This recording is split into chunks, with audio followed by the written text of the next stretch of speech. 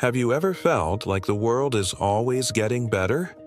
With all this tech, all this information at our fingertips, it's easy to assume we're smarter than those who came before us, right?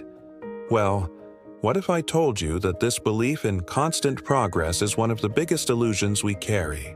Worse, what if I proved to you that people in the past might have been better equipped to survive today than you to be to survive in their world? Maybe, just maybe, you're not as evolved as you think. Don't take it personally. This isn't about belittling you. It's about opening your eyes to a fact almost no one talks about. History doesn't make sense. And the more we understand that, the better we understand ourselves.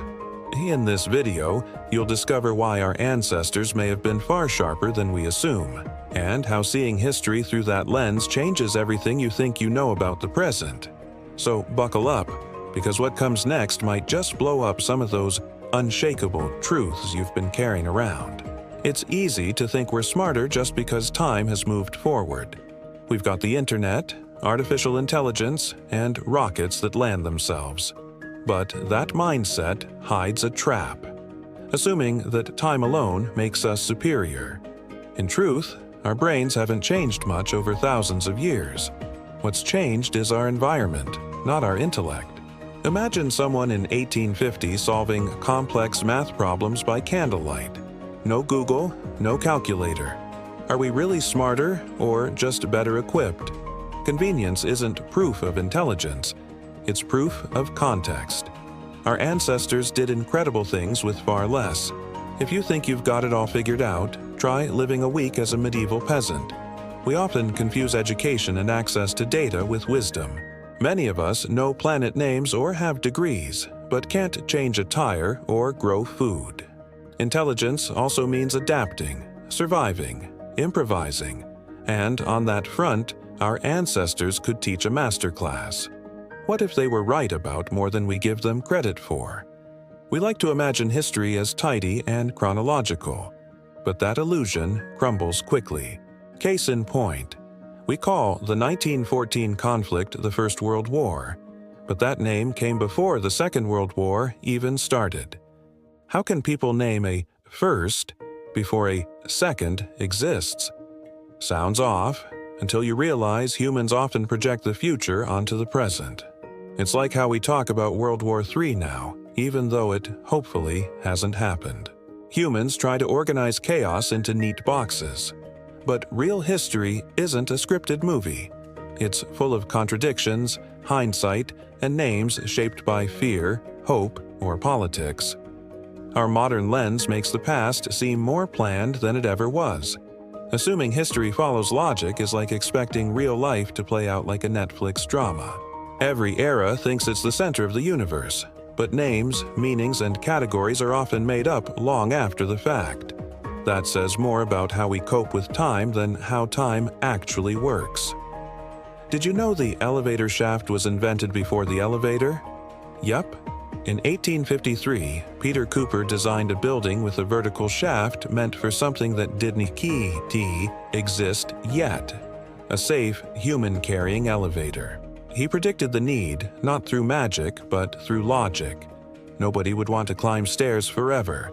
And he was right, even if he got the shape wrong. His shaft was round, but elevators turned out to be square. So he had to commission a custom cylindrical lift later. What's fascinating is Peter's motivation. He knew discomfort drives innovation.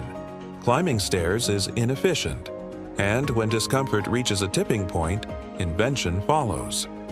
This shows how visionary ideas often come before the tech to realize them. Like designing apps for self-driving cars in a world of manual drivers. It can feel premature, but that's the essence of innovation. And speaking of mismatched timing, canned food was invented in 1810. The can opener, over 30 years later. Seriously, imagine buying beans today with no way to open them. Sounds absurd, but that was reality. People used rocks, knives, bayonets, whatever could puncture the metal. Convenience wasn't expected, it was earned. Today, we complain about pull tabs. Back then, opening a can was like a mini survival challenge. Knowing how to do it without ruining the contents was a legit skill. The can opener came much later, solving a problem that existed for decades. Solutions take time. Life back then was one big improv session. This mismatch reminds us, progress isn't instant. Inventions might exist without the tools to support them. How many modern ideas are still waiting for their can opener? You might be sitting on one right now. Everyone thinks matches came before lighters. Striking a match seems simpler than building a whole mechanism, right? Wrong. Johann Wolfgang Dobereiner invented the first lighter in 1823. Friction matches only appeared in 1827. The idea that simple tools always come first? Total myth. Lighters relied on complex chemistry and were expensive, but they worked. Matches took longer to become safe and portable. So simplicity isn't always born first. It's often the result of refining something more complex. The easiest things to use are sometimes the hardest to invent. It's like driving. Easy once you know how, but the tech under the hood is mind-blowing. The world's full of these reversals. What looks basic may have required leaps of genius. And when it comes to time, ancient Egypt lasted nearly 3,000 years. That's longer than the time between us and Jesus, which means when Cleopatra ruled, the pyramids were already ancient ruins. She's closer to us than to their construction. That flips the script we've all learned. Some pharaohs had scholars studying ruins from earlier dynasties. Basically, ancient Egyptians had their own archaeologists. They looked back at their history the way we look at theirs, which proves Egypt wasn't one era. It was a civilization that reinvented itself for millennia. Thinking of Egypt as one block of time is like calling the Renaissance and the Industrial Revolution the same thing. We live in decades of rapid change. Imagine 3,000 years of it. Egypt didn't just survive time, it bent it.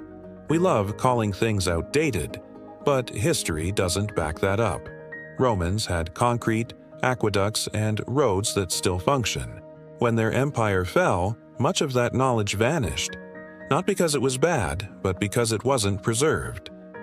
Aristotle's logic shaped the West for nearly 2,000 years. We still use it today. If it was so old-fashioned, why hasn't it died out? The problem isn't with old ideas, it's with our willingness to learn from them. Respecting the past requires humility we often lack.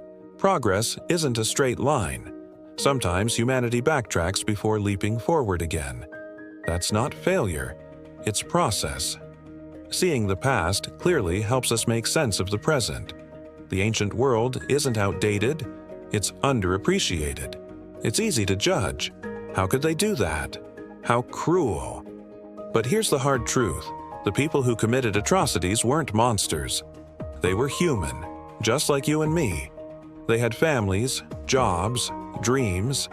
Evil didn't wear a mask. It wore everyday faces. If we don't accept that, we risk repeating their mistakes.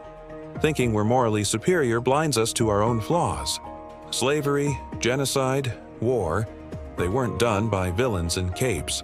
They were enabled by ordinary people who thought they were doing the right thing. What will future generations say about us?